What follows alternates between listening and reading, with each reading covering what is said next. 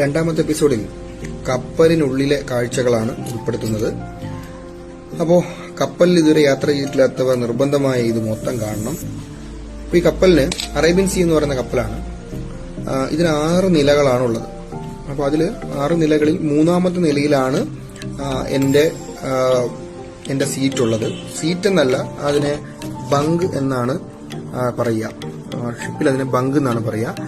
ട്രെയിനിൽ എങ്ങനെയാണോ 3rd AC sleeper compartment ഉള്ളത്, അതുപോലെ തന്നെയാണ് ഷിപ്പിൽ ബങ്ക് ക്ലാസ് എന്ന് പറയുന്ന സംഗതി ഉള്ളത്. ഷിപ്പിന് 6 നിലകൾ ഉണ്ടെന്ന് കരുതി ഷിപ്പിന് ഇപ്പോൾ മൂന്നാമത്തെ നിലയുടെ ഉയരത്തിലല്ല ഞാൻ നിൽക്കുന്നത്. അതായത് 2 നിലകൾ, ആദ്യത്തെ 2 നിലകൾ ഏകദേശം സമുദ്രത്തിലെ ജലനിരപ്പിന് താഴെയാണ് വരുന്നത്. അപ്പോൾ അതായത് ഞാൻ നിൽക്കുന്ന 3ാമത്തെ നില എന്ന് പറയുന്നത് ഏകദേശം കടലുള്ള പരപ്പിനോട് ചേർന്നിട്ടുള്ള ഇതിലാണ്. അതിൽ ഏറ്റവും താഴത്തെ പോർഷനിൽ ലഗേജുകൾ വെക്കുന്ന സ്പേസാണ്. പിന്നെ അതിന് മുകളിൽ 2 നിലകൾ ബങ്കുകളാണ്. ഇപ്പോൾ ഒരു സീസൺ ടൈം അല്ലാത്തത് കൊണ്ട് ഞാൻ പോയത് ഓഗസ്റ്റ് മാസത്തിലാണ്. ഓഗസ്റ്റ് മാസത്തിൽ സീസൺ ടൈം അല്ലാത്തത് കൊണ്ടും കടൽ വളരെ പ്രക്ഷുബ്ധമായതുകൊണ്ടും സഞ്ചാരികളില്ല. അതായത് കേരളത്തിൽ നിന്നും മറ്റു വിനോദസഞ്ചാരികൾ വളരെ കുറവാണ്.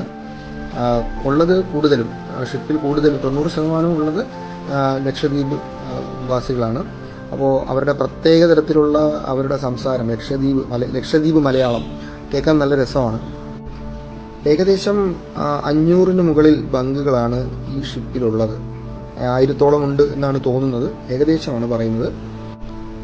ഓരോ ബങ്കിനും ഒരു 7 അല്ലെങ്കിൽ 8 അടി ഉയരം, ഒരു നിലയ്ക്ക് 8 അടി ഉയരം മാത്രമേ ഉണ്ടാവുകയുള്ളൂ. 2 ബങ്കുകളാണ്, ഒന്നിനു മേലിൽ ഒന്നായിട്ട് 2 ബങ്കുകളാണ് വരുന്നത്. ഒരു 50ഓളം ബങ്കുകൾക്ക് ചേർത്ത് 2 ടോയ്ലറ്റുകൾ, സ്ത്രീകൾക്ക് പ്രത്യേകം പുരുഷന്മാർക്ക് പ്രത്യേകം ടോയ്ലറ്റുകൾ ഉണ്ടാകും.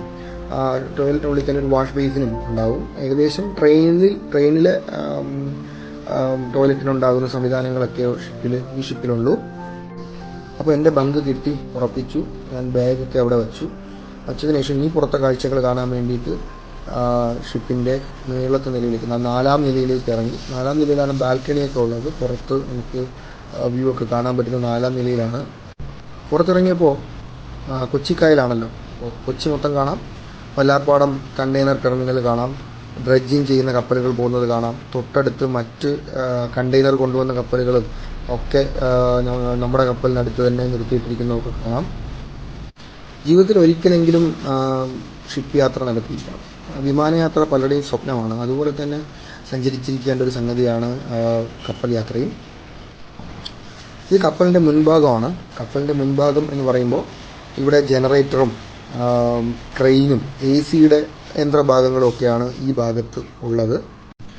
ഈ ഷിപ്പിലെ മൊത്തം ക്ലാസ്സുകളെ പറ്റി പറയുകയാണെങ്കിൽ, അതായത് സീറ്റിംഗ് കപ്പാസിറ്റി അല്ലെങ്കിൽ സീറ്റിംഗ് ഫെസിലിറ്റീസിനെ പറ്റി പറയുകയാണെങ്കിൽ, ഫസ്റ്റ് ക്ലാസ് ക്യാബിനുകളുണ്ട്.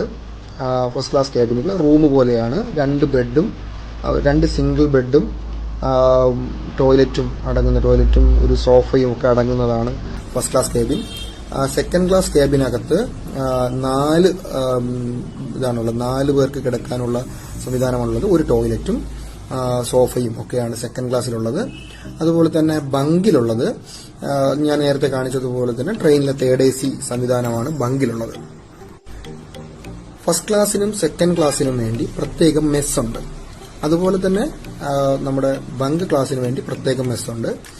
ഏറ്റവും കൂടുതൽ ആൾക്കാർ വരുന്നത് ബങ്ക് ക്ലാസ് മെസ്സിലാണ്. ഏറ്റവും കൂടുതൽ ഐറ്റംസ് കിട്ടുന്നതും ബങ്ക് ക്ലാസ് മെസ്സിൽ തന്നെ ആയിരിക്കും. അവിടെ കൃത്യസമയമുണ്ട്. സമയത്തിന് ചെന്നാൽ മാത്രമേ ഭക്ഷണം ലഭിക്കുകയുള്ളൂ. നല്ല ഭക്ഷണം തന്നെയാണ് അവിടെ കിട്ടുന്നത്.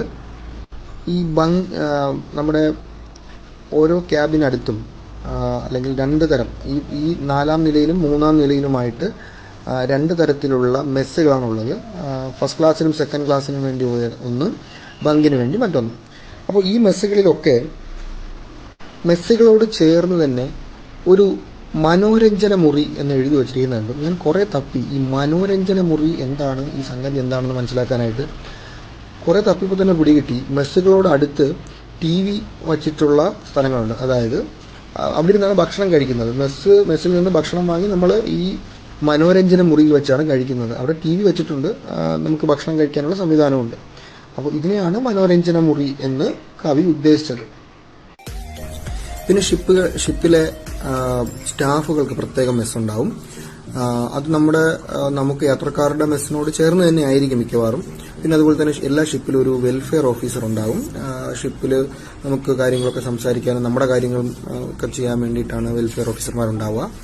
അതുപോലെ തന്നെ ഷിപ്പിലൊരു റിസപ്ഷൻ ഇങ്ങനത്തെ കാര്യങ്ങളൊക്കെ ഉണ്ടാകും.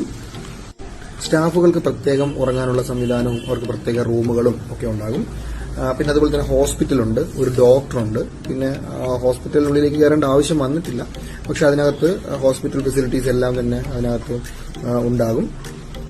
തുടങ്ങി ഷിപ്പിന്റെ എഞ്ചിൻ ഭാഗങ്ങളും സ്റ്റാഫുകളുടെ റൂമുകളും തുടങ്ങിയ കുറേ സംഗതികളുള്ള സ്ഥലത്തേക്ക് നമുക്ക് പ്രവേശനമില്ല.